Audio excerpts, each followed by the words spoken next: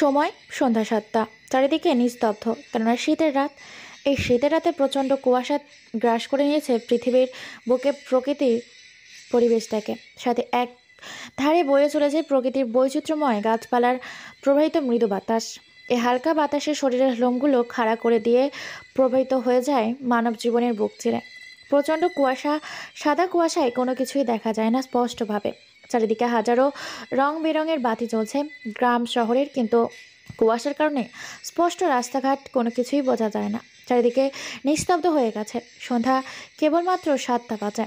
চারদিকটা শুনশান নীরবতায় বিরাজ করছে। পরিবেশটা থই থই করে থমকে আছে। পরিবেশ কেমন যেন আজকে অন্য এক রূপ ধারণ করেছে। আকাশের কোনো তারা নেই, নেই কোনো চাঁদ, শুধু ছুটে বেড়াচ্ছে কালো মেঘের সাদা ধোঁয়া। যেন বৃষ্টি নামবে, কখন তা বলা যাবে না। এই নিস্তব্ধ পরিবেশে বিদ্যুতের গতিতে রকেটের ন্যায় রোড দিয়ে এগিয়ে যায় বেশ কয়েকটা গাড়ি, গতিবেগ অতিক্রম করে। ফাঁকা রাস্তায় গাড়িগুলো এক ধারে ফুল পিকআপে টেনে চলছে নিজেদের গন্তব্যের উদ্দেশ্যে। রাস্তা কাঁপানো ফুল স্পিডে গাড়িগুলো যাচ্ছে তাদের নিজ গন্তব্যে। পরিবেশটা কেমন যেন আজকে গম্ভীর ভাব গ্রহণ করেছে। পরিবেশটা আগে থেকে আজকে বিষণ্ণ রূপ ধারণ করেছে। থমকে আছে পরিবেশটা। চারদিকটা কেমন যেন একটা আকার ধারণ করেছে। গাড়িগুলো ফুল স্পিডে একটা ওভারব্রিজের ওপর এসে থমকে দাঁড়ায়। তারপর গাড়িগুলো থেকে বের হয়ে বেশ কিছু কালো মুখোশধারী লোক গাড়ির ডিকি খুলে গাড়ির ভেতর থেকে একটা অচেনা প্রকাশিত অজানা ভয়ঙ্কর এক অবয়ব ব্যক্তির লাশ বের করে। তারপর এদিক ওদিক তাকিয়ে সবাই মিলে মুচকি হেসে, তারপর লাশটাকে ওভারব্রিজের ওপর থেকে সবাই আনন্দে আত্মহারা হয়ে সিগারেট টানতে থাকে।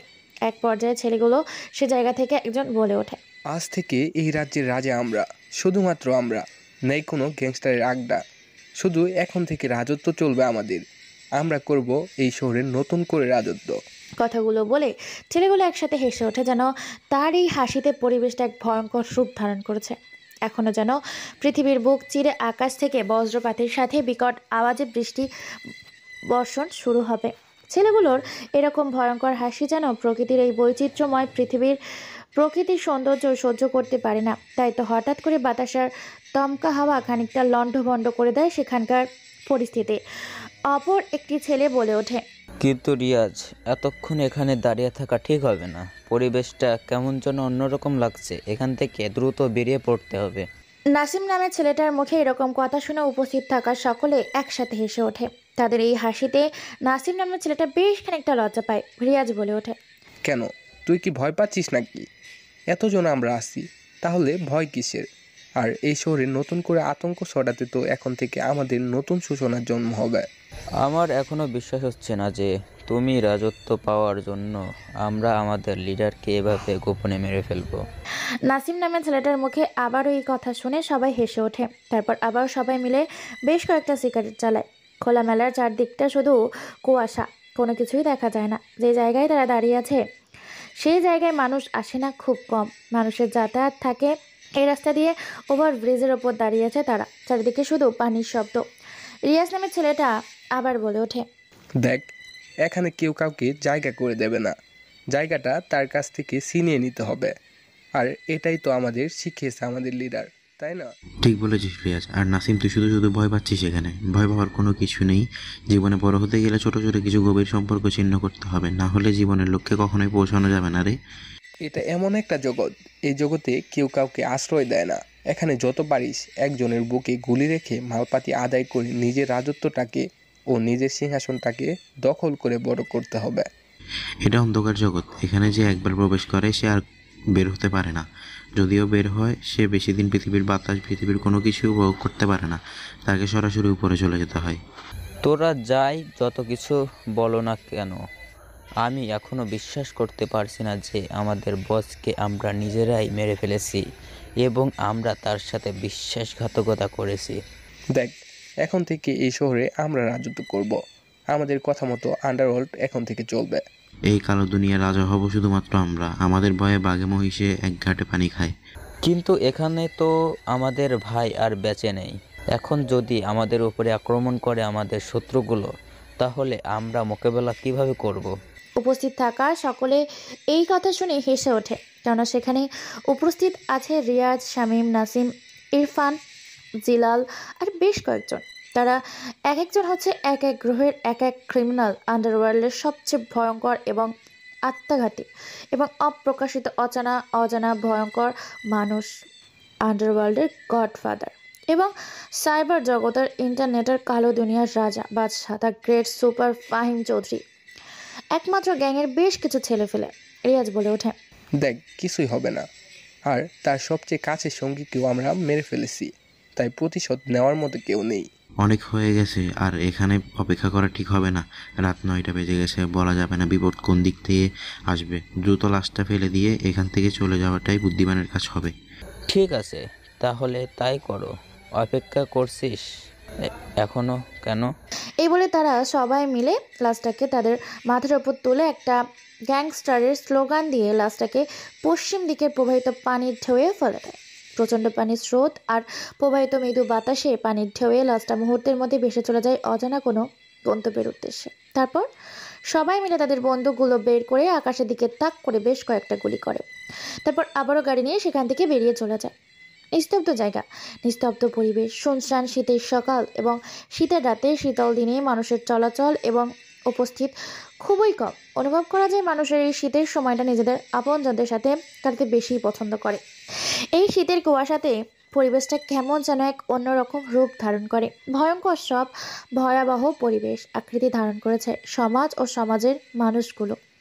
শীতের এই কুয়াশাতে যেখানে সেখানে রাস্তায় দুর্ঘটনা ঘটে, কারণ কুয়াশার এই প্রচণ্ড শীতে গাড়ি ঘোড়া যানবাহন ভালো করে দেখা যায় না। তাই বারবার পুলিশ সহ বিভিন্ন সাইনবোর্ডে সিগন্যাল দেওয়া এবং সচেতনমূলক বার্তা দেওয়া হয়েছে। ধীরে ধীরে গাড়ি চালান এবং সিগন্যাল বাতিল অন করে এগিয়ে যান। দেখতে দেখতে নিস্তব্ধ এই রাত কেটে সকাল এবং শীতের কুয়াশা। সকালটাকে উপভোগ করার জন্য ফজরের নামাজের পর মানুষের বেরিয়েছে এই শীতের সকালে একটু হাঁটাচলা করতে। ধীরে ধীরে কুয়াশা কেটে হালকা হালকা সূর্যের কিরণে পৃথিবীর বুকে শীতের সকাল ফেটে রোদের ঝিলিক পড়তে শুরু করেছে। চারদিকটা ফটফট হতে শুরু করেছে। মানুষের বিভিন্ন চায়ের দোকান সহ বিভিন্ন আড্ডাখানায় শীতের সকালে চায়ের সাথে এই শীতের মৌসুমের পিঠে ভাজা খাচ্ছে। এমন সময় টিভি স্ক্রিনে সাংবাদিকের বলা কথা শুনতে মন দিয়েছে সকলে, কেননা সুন্দর, অসম্ভব উজ্জ্বল, ফর্সা গায়ের রং নিয়ে এক মায়াবী মেয়ে বারবার টিভি স্ক্রিনে একই কথা বলে বারবার কানগুলোকে ঝালাফালা করে দিচ্ছে মানুষের। তাই মানুষ বেশ আগ্রহ নিয়ে বারবার টিভি স্ক্রিনে বলা সেই মেয়েটির দিকে তাকিয়ে আছে এবং কথাগুলোই মন দিয়ে শ্রবণ করছে। সাংবাদিক মেয়েটা তার গোলাপি রঙের দুই ঠোঁট জোড়া বারবার নাড়িয়ে বলে ওঠে, আমাদের এই প্রিয় দেশ বাংলাদেশ, বাংলাদেশ থেকে হারিয়ে গেল আরও এক অপ্রকাশিত অজানা ভয়ঙ্কর এবং আন্ডারওয়ার্ল্ডের সাইবার ওয়ার্ল্ডের নেট দুনিয়া, কালো রাজা মাহিম চৌধুরীর অস্তিত্ব। গতকাল রাতে আমাদের এক গোপন গোয়েন্দা সিকিউরিটি অফিসার জানিয়েছেন যে কেউ বা কারা গতকাল রাতে বেশ কয়েকজন একই সাথে মিলে অজানা অপ্রকাশিত যার কোনো অস্তিত্ব পাওয়া যায়, তার উপস্থিতি টের পাওয়া যায় না এবং সবার কাছে যে একটা আতঙ্ক, সেই আতঙ্ক মাহিম চৌধুরীকে কেউ বা কারা খুব নৃশংসভাবে মেরে ভাসিয়ে দিয়েছে অজানা কোনো গন্তব্যে। গোপন সূত্রে এক প্রতিবেদনে পাওয়া গেছে তারই দলের বেশ কিছু ছেলেপেলে এক কাজের সাথে জড়িত আছে নিজেদের সিংহাসন পাওয়ার জন্য। দেশের সবচেয়ে বড় বিশ্বজুড়ে আন্ডারওয়ার্ল্ডের এবং নেট দুনিয়ার কালো রাজা মাহিম চৌধুরীকে মেরে ফেলেছে। তবে এর সাথে কে কে জড়িত আছে বুঝতে পারছে না এবং তার চলার পথে জীবনসঙ্গিনী জেসমিনকেও মেরে ফেলেছে তারা। যেখানে বাংলাদেশের ইন্টেলিজেন্ট অফিসারগুলো তার সাথে শুধুমাত্র একবার সাক্ষাৎ করার জন্য কোটি কোটি টাকা ব্যয় করেছে, তাকে একবার জন্য, তার অস্তিত্ব অনুভব করার জন্য, তার সাথে সাক্ষাৎ করার জন্য। কিন্তু এই অস্তিত্বহীন মাহিম চৌধুরী কোনো অস্তিত্ব পাওয়া যায়নি। সে যখন কোনো জায়গায় ঝড়ের বেগে চলে আসে আর সিডোর আইল্যান্ড এমনকি বিদ্যুতের গতিতেও চলে যায়। বাংলাদেশের নতুন করে রূপ পরিবর্তন হতে চলেছে, যেখানে বাংলাদেশকে এক অন্যতম জায়গায় নিয়ে এগিয়ে গিয়েছিল এই মাহিম চৌধুরী। সে জায়গা থেকে কি আবারও নেমে আসবে বাংলাদেশ, যেখানে বাংলাদেশের দিকে বড় বড় হ্যাকাররা এমনকি আন্ডারওয়ার্ল্ডের সবচেয়ে বড় ক্রিমিনাল এবং বাংলাদেশের শত্রুরা চোখ তুলে তাকাতে ভয় পেত সে জায়গায় কি এখন তারা নতুন করে আবার তাদের খেলা শুরু করবে? কি হতে চলেছে পরবর্তী এই বাংলাদেশের ভবিষ্যৎ বাণী? চলুন তাহলে পরবর্তী খবর দুপুর 2টায় শোনার জন্য আমাদের এই চ্যানেলটিতে প্রতিনিয়ত রোমাঞ্চকর খবর দেখার জন্য সাথেই থাকুন। টিভি স্ক্রিনে বলা কথাগুলো শুনে বেশ খানিকটা বিচলিত হয়ে পড়ে সাধারণ মানুষ, উপস্থিত থাকা সকলে। খবরটা মুহূর্তের মধ্যে ভাইরাল হয়ে যায়, নেট দুনিয়ায় ছড়িয়ে পড়ে, বিভিন্ন জায়গায় দ্রুত খবরটা ভাইরাল হয়ে যায়। যে এই খবরটা প্রচার করছে তারই মিলিয়ন মিলিয়ন ভিউজ এবং রেকর্ড বের করা ফেক ভিউজ হচ্ছে। চারিদিকে শুধু একটাই খবর, আন্ডারওয়ার্ল্ডের সবচেয়ে ভয়ঙ্কর এবং আতঙ্কবাদী হায়নাকে তারই দলের বেশ কিছু সদস্য খুন, নৃশংসভাবে হত্যা করছে তার প্রিয় ভালোবাসার মানুষ জেসমিন চৌধুরীকে। চারিদিকে আতঙ্ক পড়ে গেছে। বাংলাদেশের বেশ কিছু গোয়েন্দা বিভাগের গোয়েন্দা অফিসার বেশ কয়েকটা কমিটি বৈঠক গঠন করেছে, কেননা বাংলাদেশের একটা বড় দল নিয়ন্ত্রণ করত এই ফাহিম চৌধুরী। এই ফাহিম চৌধুরী ছিল বলে বাংলাদেশের বেশ খানিকটা বিপদের ঝুঁকি কম ছিল। কিন্তু এই ফাহিম চৌধুরী কেই বা কারা গোপনে হত্যা করার কারণে নতুন করে বাংলাদেশের উপরে আক্রান্ত হতে পারে বলে ঝুঁকির মুখে আছে বাংলাদেশের বেশ কিছু গোয়েন্দা বিভাগের অফিসার। বাংলাদেশের প্রধান উপদেষ্টার সাথে এবং বাংলাদেশের বেশ কিছু সিনিয়র আইনজীবী এবং রাজনৈতিক কর্মকর্তার সাথে জনপ্রিয় ছাত্রছাত্রীদের সাথে বৈঠক চলছে বিভিন্ন জায়গায়। হঠাৎ করে এই খবরটা টিভির সামনে নাসিম নামে সেই ছেলেটা দেখার সাথে সাথে তার হাত থেকে চায়ের কাপটা সরে পড়ে যায়। চমকে ওঠে নাসিম, সাথে সাথে চিৎকার দিয়ে বলে ওঠে, এই রিয়াজ, শামীম, ইরফান, জিলান কোথায় রে? দ্রুত তোরা এখানে আয়, দেখ টিভি স্ক্রিনে সাংবাদিক এসব কি বলছে। নাসিম নামে ছেলেটার মুখে এরকম কথা শুনে উপরে থাকা রিয়াজ, শামীম, ইরফান, জিলাল দ্রুত নিচে নেমে আসে এবং হাঁপাতে থাকে। নাসিম নামে ছেলেটা চোখের ইশারা দিয়ে বুঝিয়ে দেয় টিভির দিকে তাকাতে। টিভির দিকে তাকিয়ে তারা অবাক হয়ে যায়, কারণ টিভি স্ক্রিনে তাকিয়ে তারা আটকে ওঠে। টিভি স্ক্রিনে থাকা ডানা কাটা পুরি মেয়েটা সাংবাদিকের স্টুডিওতে বসে নিজের গোলাপি রঙের ঠোঁট জোড়া নাড়িয়ে বলে ওঠে, দেখা যাবে না আর এই শহরে মিলবে না মাহিম চৌধুরীর অস্তিত্ব। মাহিম চৌধুরীর অস্তিত্ব মিশিয়ে দিয়েছে তারই দলের বেশ কিছু সঙ্গী সাথীরা। গোপনে তাদেরকে হত্যা করে ভাসিয়ে দিয়েছে যশোর গঙ্গা নদীর অস্তিত্বে। তারই একটা গোপন ফুটেজ শীতের এই কুয়াশাতে তুলে ধরেছে আমাদেরই এক সাংবাদিক কর্মকর্তা।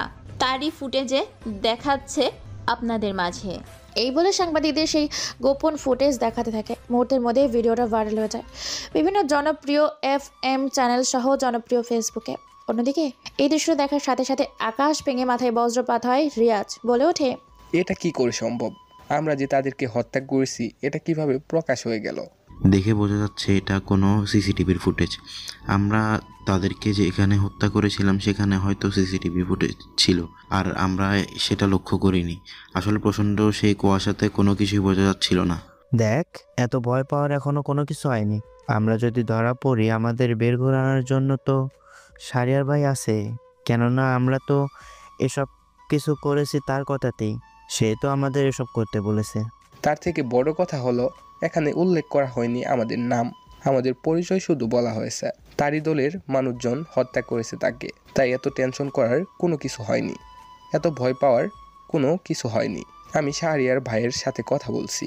তারপর রিয়াজ নামে সেই ছেলেটা সেখান থেকে চলে যায়। তারপর সবাই ওখানে ভিডিও দেখতে থাকে, সাংবাদিকের বলা কথাগুলো শুনতে থাকে। অন্যদিকে 5তলা ভবনের উপর একটা বৈঠক বসাচ্ছে। বেশ কিছু ইন্টেলিজেন্ট অফিসার এবং গোয়েন্দা বিভাগের সিনিয়র কর্মকর্তা একসাথে বৈঠক করছে। উপস্থিত থাকায় সেখানে ইন্সপেক্টর মাইশা চৌধুরী বলে ওঠে, আপনারা এতজন আছেন, তারপরও এখনো আপনারা বুঝতে পারলেন না কে বা কারা জড়িত আছে? দেখুন ফাহিম চৌধুরী, সে যত অপরাধ করুক তিনি কিন্তু বাংলাদেশের একজন রক্ষকের দায়িত্ব পালন করেছিলেন। ওনার যত ম্যাগাজিন আমি পড়েছি তাতে ওনার একটা ম্যাগাজিন শুধু মিসিং করা হয়েছে, সেটা হলো ওনার খুন করার স্টাইল, ওনার হাঁটা চলার স্টাইল। মানে ওনাকে চিনতে পারবো এমন কোনো একটা ম্যাগাজিন ছিল যে ম্যাগাজিনটা নিরুদ্দেশ। বাকি সব ম্যাগাজিন আমি পড়েছি, সেখানে স্পষ্ট লেখা আছে তিনি কখনো অন্যায় সমর্থন করেননি, তবে অন্যায়কে দমন করতে তিনিও অন্যায় করেছেন। পুরো শহর তোলপাড় শুরু হয়ে গেছে। শহরটা থমকে আছে, কেননা নতুন করে এই শহরে কি হতে চলেছে সবাই তাই আটকে আছে। যশোর শহর এমনিতেই অন্যরকম, তাই এই বাংলাদেশের অন্যতম এই শহর হতে চলেছে নতুন করে রূপ পরিবর্তন, নাকি নতুন কোনো ঝড়। উপস্থিত থাকা আরও বেশ কিছু অফিসার কথা বলতে থাকে, তাদের প্রেজেন্টেশন দিতে থাকে। এমন সময় উপস্থিত থাকা শ্রাবন্তী নামের এক অফিসার বলে ওঠে, ম্যাম, আমরা চারিদিকে খোঁজাখুঁজি করছি, খবর লাগিয়েছি যে এই হত্যাকাণ্ডের পিছনে কারা কারা জড়িত আছে। তবে হ্যাঁ, আমি একটা ম্যাগাজিন পড়েছিলাম, তার সব কাছের এবং জনপ্রিয় বেশ কিছু ছেলেপেলে আছে যাদেরকে ধরতে পারলে বুঝতে পারবো এই সবের পেছনে কারা জড়িত আছে। জি ম্যাম, আমিও বেশ খানিকটা তাদের কথা শুনেছি। গ্যাংস্টার ফাহিম চৌধুরী, যে কিনা পৃথিবীর সবচেয়ে বড় আত্মঘাতী এবং আন্ডারওয়ার্ল্ডের বিশ্বকাপানো মাফিয়া গ্যাংস্টার, সে কখনো নিজে অপারেশনে খুব বেশি যেত না, যেত তার চালাপেলা। তাদের মধ্যে ছিল রিয়াদ, শামীম, ইরফান, নাসিম, এমনকি জিলার। এরাই হচ্ছে তার ডান হাত। বিভিন্ন অপারেশনের এরাই সর্বপ্রথম মিশন সাকসেসফুল করত। ঠিক আছে, কাজ হয়ে যাবে। চারিদিকে আমাদের গোয়েন্দা বিভাগের বিভিন্ন কর্মকর্তারা খোঁজখবর নিচ্ছে। তারপর এক এক করে 5 তলা ভবনের সেই মিটিং রুম থেকে বেরিয়ে পড়ে অসংখ্য অফিসার। আপনারা ভাবছেন কে এই অজানা প্রকাশিত ভয়ঙ্কর আতঙ্ক এবং আন্ডারওয়ার্ল্ডের শীর্ষ গডফাদার, সাইকো সুপার ক্রিমিনালদের রাজা এবং অপরাধীদের বস ফাহিম চৌধুরী? কে কোথা থেকে এর ফাহিম চৌধুরীর সবটা জানতে পারবেন আপনাদের এই রহস্যময় আজকের এই মাফিয়া রিলেটেড গল্প থেকে। এখনও যারা চ্যানেলটি সাবস্ক্রাইব করেননি তারা চ্যানেলটিকে সাবস্ক্রাইব করে পাশে থাকুন। অফিসারগুলো এক এক করে বেরিয়ে পড়ে তাদের গন্তব্যের উদ্দেশ্যে। দেখতে দেখতে 3 দিন কেটে যায়। এই 3 দিনে বেশ খানিকটা থমকে আছে পরিবেশটা। শহরের উপস্থিতি কেমন যেন পাল্টে যেতে শুরু করেছে। যেখানে সেখানে এক থেকে শুরু হচ্ছে চুরি, ডাকাতি, হালকা মানুষ গুম হওয়া, রহস্য শোনা যাচ্ছে বিভিন্ন টেলিভিশনের পর্দায়, সাংবাদিকের প্রতিবেদনে। মানুষজন কেমন যেন একটু ভয় ও আতঙ্কে রয়েছে। আইন প্রশাসন বাহিনী পুরো সাপোর্ট দিচ্ছে যশোর শহরকে। দেখতে দেখতে 10 দিন কেটে যায়। এই 10 দিনে বেশ কয়েক জায়গায় লাশের সংখ্যা বেড়েছে।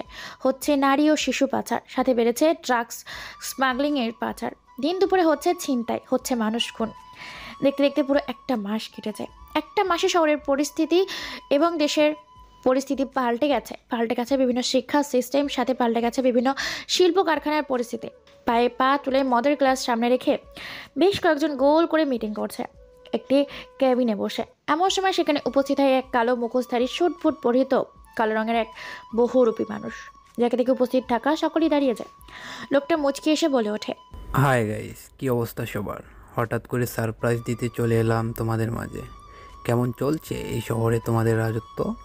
লোকটা কথাটা বলার সাথে সাথেই চেয়ারে বসে পড়ে। সাথে সাথে এক অট্টহাসিতে মেতে ওঠে সকলে। লোকটা পরনে থাকা কালো রঙের মাস্কটা খুলে ফেলে, পায়ে পা রেখে একটা কালো ব্র্যান্ডেড সিগারেট জ্বালায়। তারপর আবারও বলে ওঠে, এই 1 মাসে শহরের রং বদল করে দিয়েছো।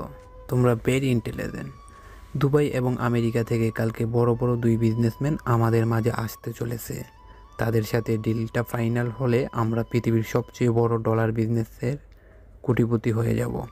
এই কথা শুনে তাদের মধ্যে থেকে উপস্থিত থাকা রিয়াজ বলে ওঠে, ভাই, শহরের পরিস্থিতি কিন্তু এখন আমাদের নিয়ন্ত্রণে আসেনি। বিভিন্ন জায়গায় খুন, সাথে অপহরণ বেড়ে গেছে। পুলিশ বাহিনীও সতর্ক হয়ে গেছে। ফাহিমকে এই জগৎ থেকে আমি সরিয়ে দিয়েছি, তাহলে ওর মতো একজন ভয়ঙ্কর মানুষকে যদি আমি পৃথিবী থেকে সরিয়ে দিতে পারি, তাহলে এই আন্ডারওয়ার্ল্ডকে নিজের হাতে আনতে বেশিক্ষণ সময় লাগবে না। বাংলাদেশের পরিস্থিতি বর্তমানে আমাদের কন্ট্রোলে আছে। আমরা এখানে সবচেয়ে বড় রাজত্ব করছি। সত্যি কথা বলতে, ফাহিম ভাই যতদিন বেশি ছিল ততদিন আমরা এই জগৎটাকে এত সুন্দর করে উপভোগ করতে পারি। কিন্তু এখন উপভোগ করতে পারবে। আমার কথা মতো চলে তোমরা শুধু বাংলাদেশ নয়, পুরো পৃথিবীতে তোমাদের রাজত্ব করতে পারবে। তাদের কথোপকথনের মাঝেই হঠাৎ করে নাসিম সে মুচকি এসে বলে ওঠে, সব তো ঠিক আছে ভাই, কিন্তু এখনও কোনো জানি না, আমার নিজের বিশ্বাস হচ্ছে না যে ফাহিম ভাই মরে গেছে আর জেসমিন আপু, এই 2 জন মানুষ এত সহজে মরে গেলে আমি বিশ্বাস করতে পারছি না। কেন জানি না, আমার মনে হচ্ছে ফাহিম ভাই এখনও বেঁচে আছে, সাথে বেঁচে আছে জেসমিন। তারা ফিরে আসবে আবার নতুন করে এই শহরে। তুই কি পাগল হয়েছিস? আজকে তাদের মারার 2 মাস হচ্ছে, পুলিশ আমাদের কোনো কিছু করতে পারেনি। আর তারা কি না এই 2 মাস পর ফিরে আসবে? আশা রইলে এতদিন ফিরে আসতো। দেখা যাক না শেষ পর্যন্ত কি হয়। তবে আমি এখনও বিশ্বাস করি এবং মনে করি যে ফাহিম ভাই মরেনি, বেঁচে আছে এবং সে তার প্রতি অন্যায় এবং প্রতিশোধ নেওয়ার জন্য ফিরে আসবে নতুন করে যশোর শহরে। নাসিমের কথা সবাই মিলে উড়িয়ে দেয়। তারপর যে যার মতো কথা বলতে থাকে, আড্ডা দিতে থাকে, বিজনেস নিয়ে কথা বলতে থাকে। এইভাবে দেখতে দেখতে 5টা মাস কেটে যায়। এই 5 মাসে শহরের পরিস্থিতি পুরো পাল্টে গেছে। হয়ে গেছে সমাজটা অন্যরকম। মোটামুটি দেশটাই চেঞ্জ হয়ে গেছে। আজকে 6 মাস হচ্ছে ফাহিম মরার এবং তার সহধর্মিণী জেসমিন চৌধুরী। অবাক করা বিষয় হচ্ছে মৃত্যুর পর তাদের অস্তিত্ব পাওয়া যায়নি তাদের চেহারার আকৃতি বা তাদের বর্ণনা। সকালের এই সুন্দর পরিবেশে মানুষজন ছুটে চলেছে নিজেদের গন্তব্যে। কেউ বা আড্ডা দিচ্ছে নিজেদের চায়ের দোকানে। এমন সময় সে সাংবাদিক বলে ওঠে আবার নতুন করে, বিগত 6 মাস হয়ে গেছে গ্যাংস্টার মাহিম চৌধুরীকে হত্যা করার পেছনে তারই দলের সদস্য জড়িয়ে আছে। বিশ্বাসঘাতকতা করেছে তারই দলের বেশ কিছু প্রিয়জন, আপনজন। কিন্তু এ 6 মাসে অনেক জায়গায় হয়েছে মার্ডার, হয়েছে নারী পাচার, হয়েছে বিভিন্ন মাদক ব্যবসা। কিন্তু এখন থেকে বাড়ছে খুন, বাড়ছে আতঙ্ক, পাওয়া যাচ্ছে বিভিন্ন জায়গায় লাশ, সাথে গুম হচ্ছে বিভিন্ন মানুষ। চলুন তাহলে নতুন কোনো প্রতিবেদন আপনাদের ঘুরে আনি। সময়টা বদলে গেছে, পাল্টে গেছে দেশ পরিস্থিতি। শহরের বর্তমান অবস্থা খুবই ভয়ঙ্কর এবং ভয়াবহ। তাই আতঙ্ক দুপুরের প্রকাশে যেখানে সেখানে বেড়ে গেছে মানুষের গুম, সাথে শুরু হয়েছে কিডন্যাপিং। পাওয়া যাচ্ছে বিভিন্ন জায়গায় রক্তাক্ত মানুষের লাশগুলোকে প্রায় কয়েক খণ্ড করে আকৃতি দেওয়া হয়েছে। গ্যাংস্টার ফিরে এসেছে নতুন করে, নতুন রূপে, নতুন এই শহরে নিজের রাজত্ব করতে। চিঠিতে লেখা আছে, চলে এলাম তোমাদের মাঝে নতুন করে রাজত্ব করব বলে।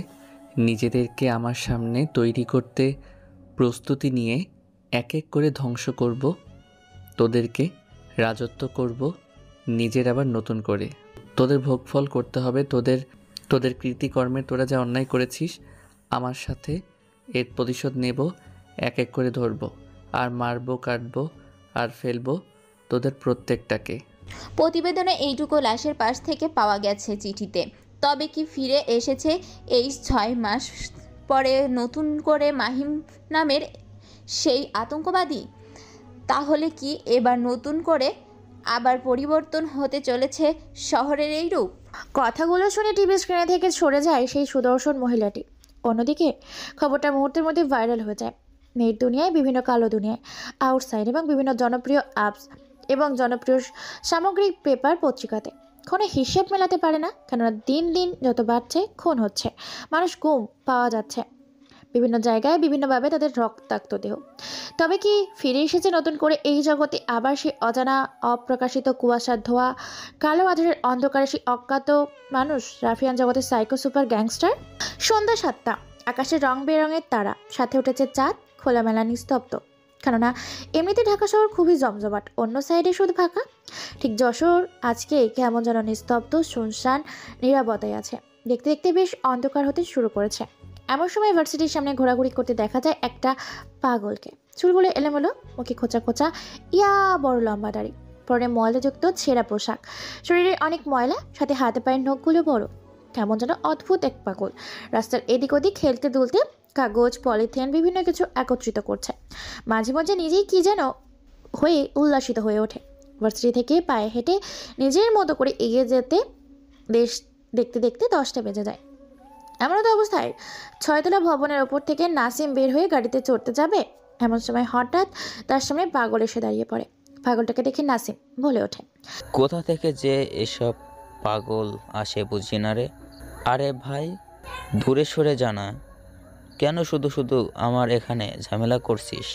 পাগলটা কোনো কথা বলে না, নাসিমের মতো করে হেসে চলেছে। নাসিম আবার বলে ওঠে, আরে হুট করে সব ঝামেলা যে কোথা থেকে আসে বুঝি না। আরে ভাই পাগল, সরে যা এখান থেকে। পাগলটা কোনো কথা না বলে শুধু মুচকি এসে চলেছে। নাসিম রেগে মেগে একাকার। পাগলটাকে একটা ধাক্কা মেরে দেয়। ধাক্কা খাবার কারণে পাগলটা পড়ে যায়। যখনই নাসিম গাড়িতে চড়তে যাবে, এমন সময় নাসিম দেখতে পায় আন্ডারওয়ার্ল্ডের most king of psycho super Fahim চৌধুরীকে। ফাহিম চৌধুরী দেখার সাথে সাথে চোখগুলো বড় বড় হয়ে যায়, শরীর থেকে আত্মাটা পালিয়ে যায়। মুহূর্তের মধ্যে জিন্দা এক মোড় লাশ হয়ে যায় নাসিম। নাসিম ভয়ে ভয়ে বলে ওঠে, ফাহিম ভাই, আপনি আপনি এখনো বেঁচে আছেন? কথাটা শুনে হাসতে থাকে পাগলের মতো, যেন কি একটা ঘটে গেছে, কাল্পনিক ঘটনা তার সামনে। ফাহিম নামে সে অজানা আগন্তুক বলে ওঠে, তোরা এই ফাহিম চৌধুরীকে এত সহজে মেরে ফেলবি তোরা ভাবলি কি করে? যেখানেই ফাহিম চৌধুরীকে আজ পর্যন্ত কেউ দেখেনি, সেখানে তোরা ফাহিম চৌধুরীকে মেরে ধুলোর সাথে মিশিয়ে দিবি, সেটা তোরা ভাবলি কি করে?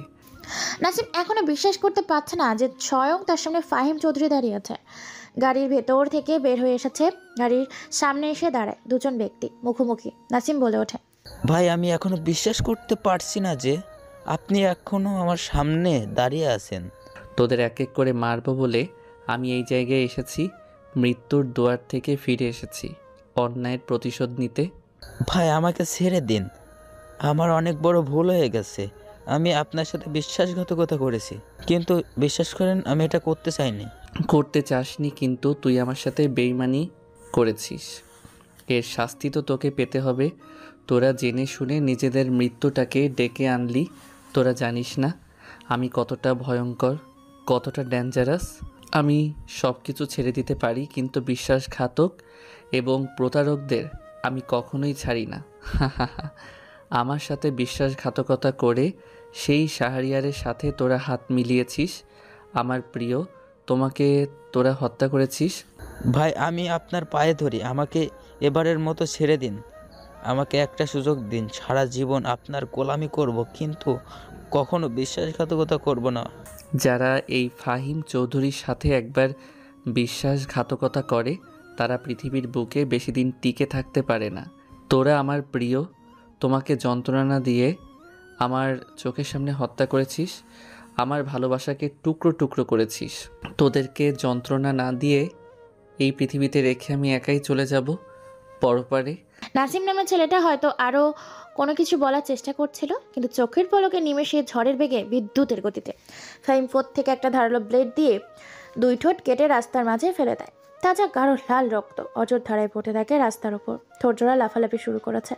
নাসিম কাটা ঠোঁট নিয়ে সেখানেই লাফালাফি করছে।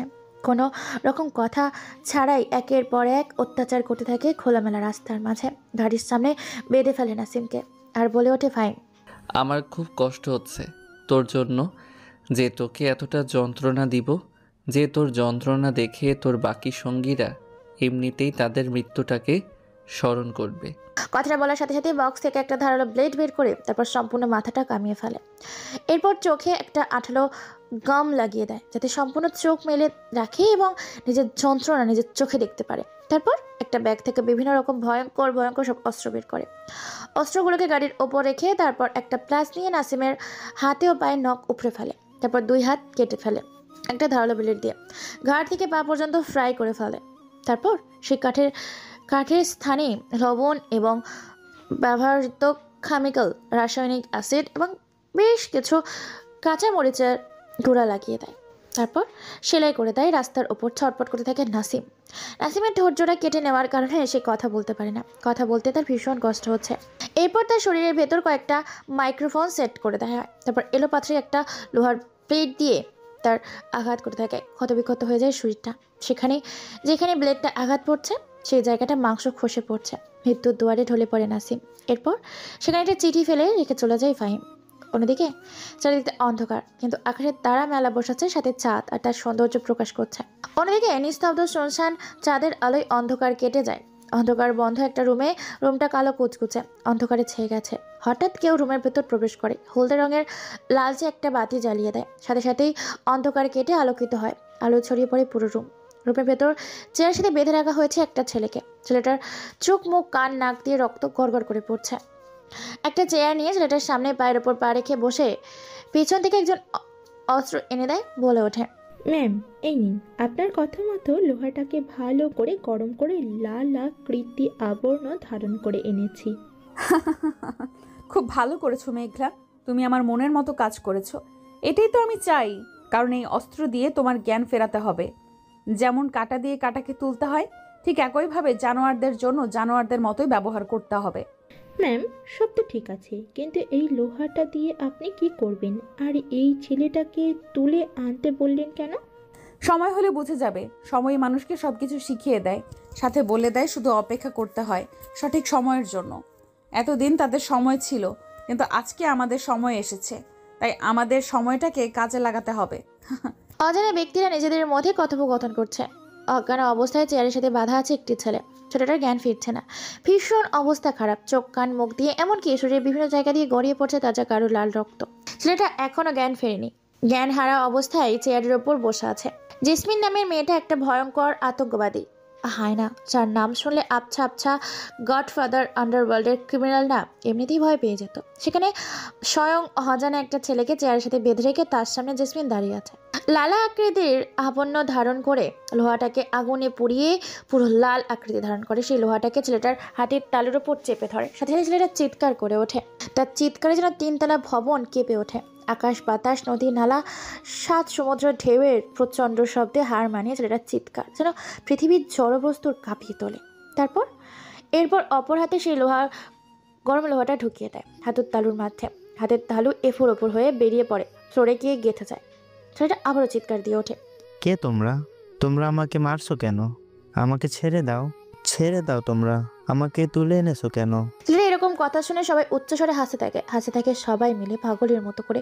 যেটা কি একটা জোকসের মতো কথা বলে ফেলেছে ছেলেটি। হ্যাঁ, এই ছেলেটি আর কেউ নয়, এই ছেলেটি হচ্ছে জিলাল। জিলালকে তুলে এনেছে কেউ বা কারা অজানা, কিন্তু ব্যক্তি জিলাল আবার বলে ওঠে, কে তোমরা? কেন আমাকে তুলে এনেছো? তোমাদের পরিচয় কি? তোমাদের কি চাই আমার কাছে? আমাকে ছেড়ে দাও। তোমরা জানো না তোমরা কার সাথে পাঙ্গা নিয়েছো? জিলালের মুখে এরকম কথা শুনে সবাই এক রহস্যময় হাসি দেয়। তারপর মুচকি এসে সামনে বসে থাকা কালো মুখোশধারী মেয়েটা বলে ওঠে, তাই নাকি? ঠিক আছে, শুনি তাহলে আমরা কার সাথে পাঙ্গা নিয়েছি, যে কিনা আমাকে হুমকি দিচ্ছে এই জেসমিন চৌধুরীকে।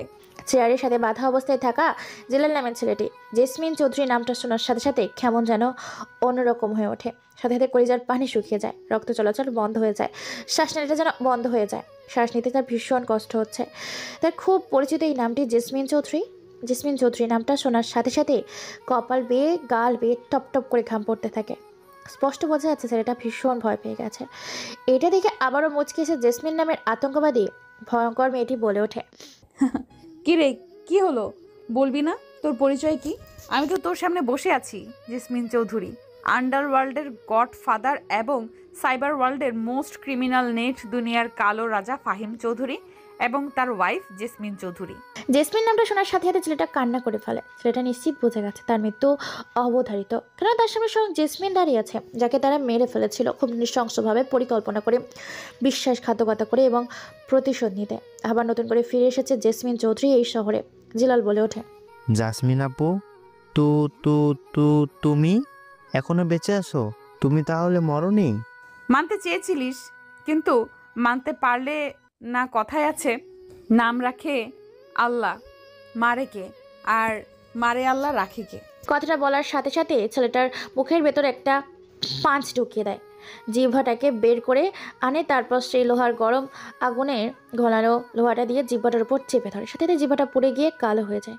জিহ্বার মধ্যে বড় বড় ফোসকা ওঠে। জিহ্বাটা ভেতরে নিতে পারছে না, জিহ্বাটা বাইরে বের করে রাখতে পারছে। ভীষণ কষ্ট হচ্ছে জিলালের।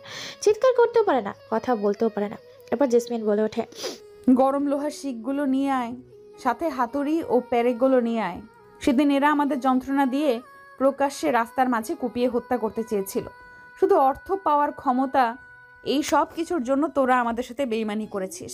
আর আমাদের সাথে বেইমানি করার ফল কতটা ভয়ঙ্কর হতে পারে এটা তোকে এখন বোঝাবো যন্ত্রণা দিয়ে।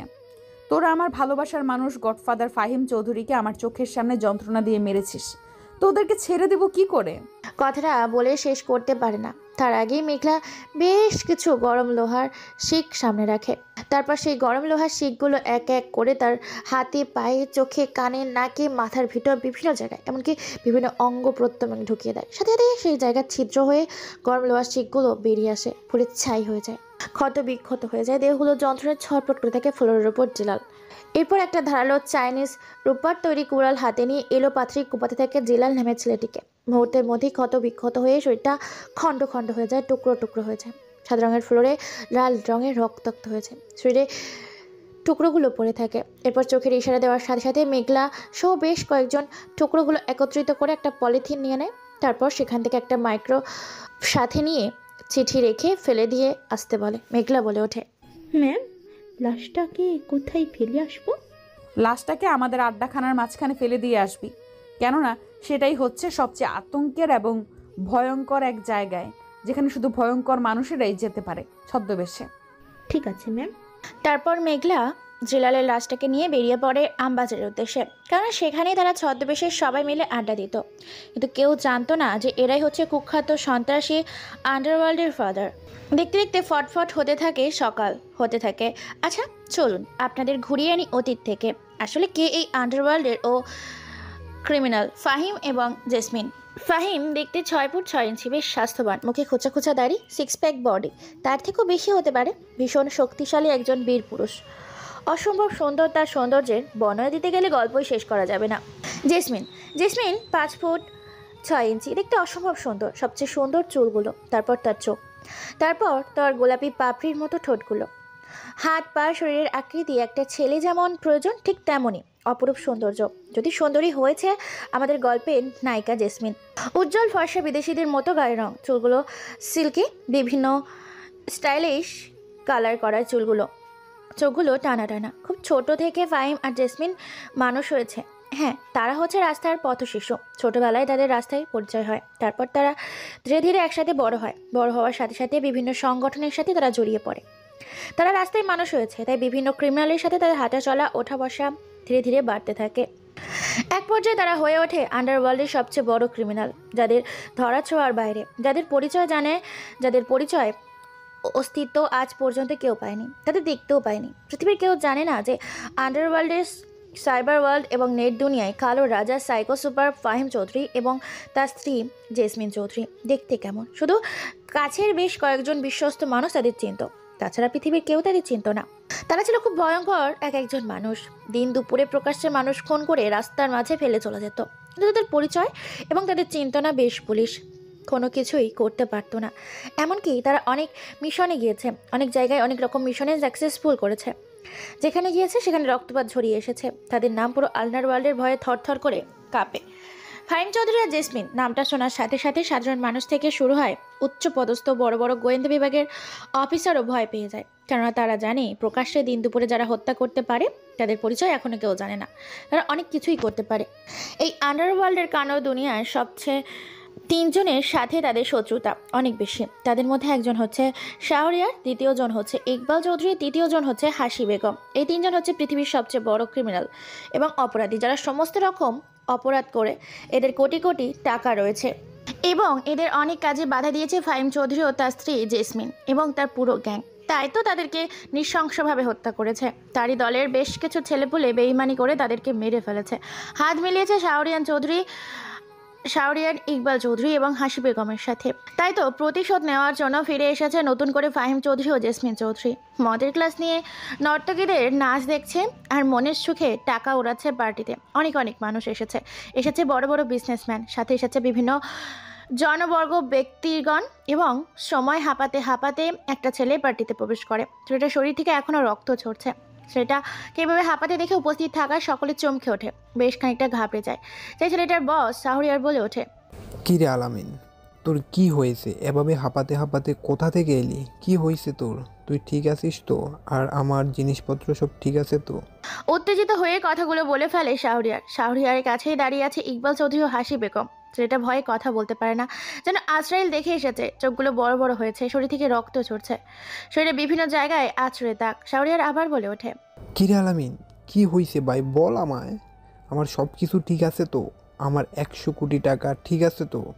আল আমিন নামের ছেলেটা হাঁপাতে হাঁপাতে অনেক কষ্টে বলে ওঠে, ভাই অনেক বড় সর্বনাশ হয়ে গেছে। আমাদের সঙ্গী সাথীরা কেউ বেঁচে নেই। সবাইকে গলা কাটা মুরগির মতো জবাই করে রাস্তার মাঝে ফেলে রেখেছে। কারো শরীরের কোনো অস্তিত্ব নেই, কারো হাত নেই, কারো পা নেই, কারো মাথা নেই। লাশের বন্যা বয়ে দিয়েছে রাস্তার মাঝে। আপনাকে খবরটা দিলাম ভাই। আমাদের 100 কোটি টাকা লুট করে নিয়ে গেছে গ্যাংস্টার ফাহিম চৌধুরী ও তার পুরো দল। কথাটা শোনার সাথে সাথেই মদের গ্লাসটা হাত থেকে পড়ে যায়। কেমন যেন হঠাৎ করে হয়ে যায়, চোখগুলো লাল রক্তবর্ণ ধারণ করেছে, হাত ও পায়ের রগগুলো ফুলে উঠেছে। চিৎকার দিয়ে গলা ফাটিয়ে গগন কাঁপানো হুঙ্কার ছেড়ে বলে ওঠে, ফাহিম ফাহিম ফাহিম ফাহিম আমার ঘুম কেড়ে নিয়েছে। এই কুত্তার বাচ্চাটার জন্য আমার দান্দা বন্ধ হয়ে যেতে শুরু করেছে। এই শালা গ্যাংস্টার আমার বেঁচে থাকা হারাম করে দিয়েছে। একে পৃথিবী থেকে এবার সরাতে হবে, না হলে আমার কেউ বেঁচে থাকবে না। ঠিক বলেছিস শাহরিয়াল, অনেক হয়েছে গ্যাংস্টারের রাজত্ব। এবার আমাদেরকে খেলতে হবে তার সাথে, তারই খেলাতে। কিন্তু কি আর করবেন আপনারা, আমরা তো তাকে কেউ চিনি না, আজ পর্যন্ত তাকে কেউ দেখিনি। যে দেখেছে সেই দুনিয়া থেকে চলে গিয়েছে। আলামিন, তুই কি তার মুখ দেখতে পাসনি? সে দেখতে কেমন? তুই তো সেখান থেকে বেঁচে ফিরে এসেছিস। না ভাই, আমি তার মুখটা দেখতে পারিনি। খুব ভয়ঙ্কর, এখনও আমার চোখের সামনে যেন তার লাল রক্তবর্ণ ধারণ চোখগুলো ভেসে উঠেছে। দেখতে ভীষণ ভয়ঙ্কর, ভয়ে এখনও যেন আমার কলিজাটা কাঁপছে। অদ্ভুত দানব আকৃতি তার চেহারা, তবে সে দেখতে। কথাটা বলতে যাবে, কিন্তু তার আগে স্পাইপার থেকে গরম একটা বুলেট এসে কপাল ভেদ করে দেয়ালে গিথে যায়। আলমিন নামের ছেলেটার কয়েক হাত দূরে ছিটকে পড়ে।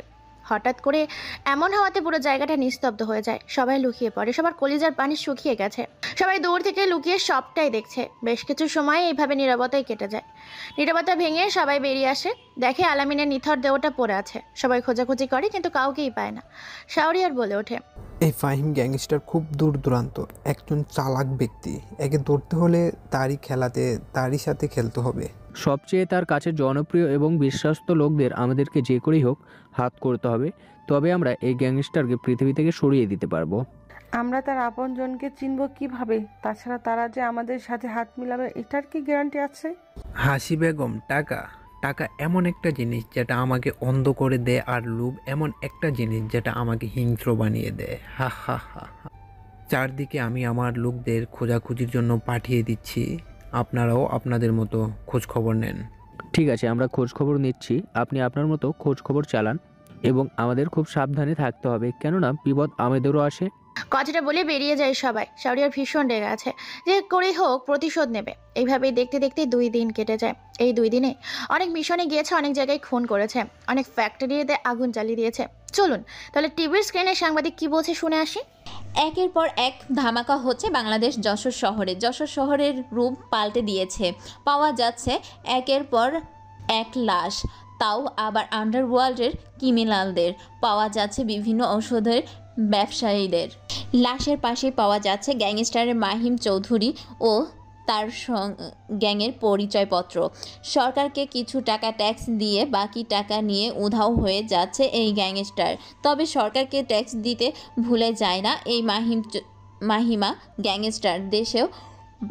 দেশের মানুষের প্রতি সহানুভূতি রেখে একের পর এক কুখ্যাত ক্রাইম করে চলেছে এই সন্ত্রাসী মাহিম গ্যাংস্টার, যার অস্তিত্ব তার পরিচয়, যাকে আজ পর্যন্ত কেউ দেখেনি। যদিও কেউ দেখেছে, তাকে এই পৃথিবীতে বাঁচিয়ে রাখেনি। জ্বালিয়ে দিয়েছে একের পর এক অসাধু ব্যবসায়ীদের ফ্যাক্টরি।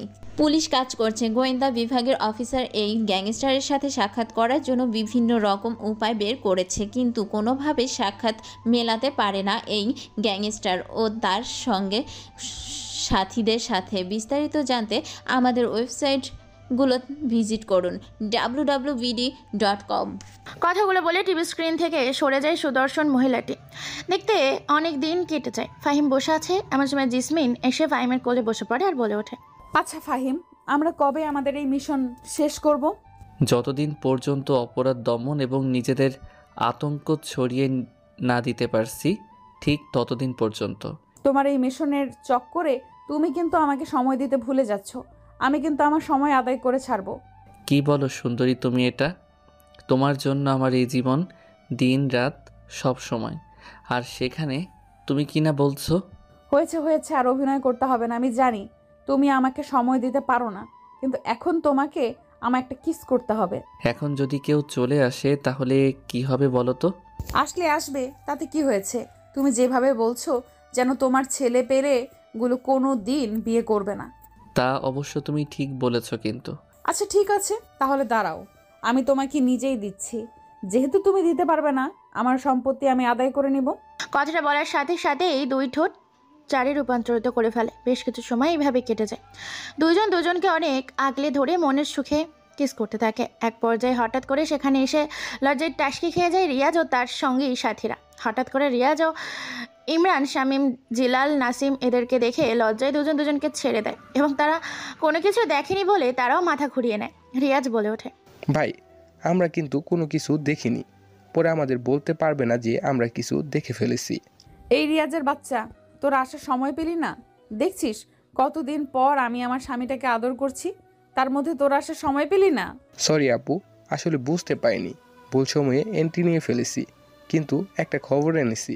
কি খবর শুনি? দ্রুত বল কি খবর, আর এখান থেকে দ্রুত যা। আচ্ছা ঠিক আছে, আগে আমাদের কথাটা শোনো, তারপর না হয়। ঠিক আছে, দ্রুত বল। শাহরিয়ার ইকবাল হাসি বেগম আমাদের খোঁজাখুঁজি করছে, এমনকি অনেক টাকা ডোনেশন দিয়েছে। যদি আমাদের কেউ পরিচয় দিতে পারে তাদের কাছে প্রায় 300 কোটি টাকা পুরস্কার দেবে। অন্যদিকে বিভিন্ন গোয়েন্দা বিভাগের সিনিয়র অফিসারগুলো আমাদের সাথে সাক্ষাৎ করার জন্য বিভিন্নভাবে ছড়িয়ে ছিটিয়ে পড়েছে। তোরা এইটুকুতেই ভয় পেয়ে গেলি? তোদের সাথে কে আছে তোরা জানিস না? ফাহিম চৌধুরীও তার স্ত্রী জেসমিন চৌধুরী, এই দুইজন মানুষ যতক্ষণ তোদের সাথে আছে তোরা কোনো টেনশন করবি না। আচ্ছা ঠিক আছে আপু, তাহলে আমরা এখন গেলাম। তারপর তারা চলে যায়। জেসমিন আমার দুষ্টুমি শুরু করে। দুজন দুজনকে ভালোবাসার মধ্যে দিয়ে সেই সময়টা আগলে নিতে থাকে। দুজন দুজনকে আগলে নেবার সাথে সাথে অতল সাগরে ডুব দিতে থাকে। ধীরে ধীরে ভালোবাসার সাগরে হারিয়ে যেতে থাকে তারা দুজন। ভালোবাসার মধ্যে দিয়ে পার করে দেয় সময়টা।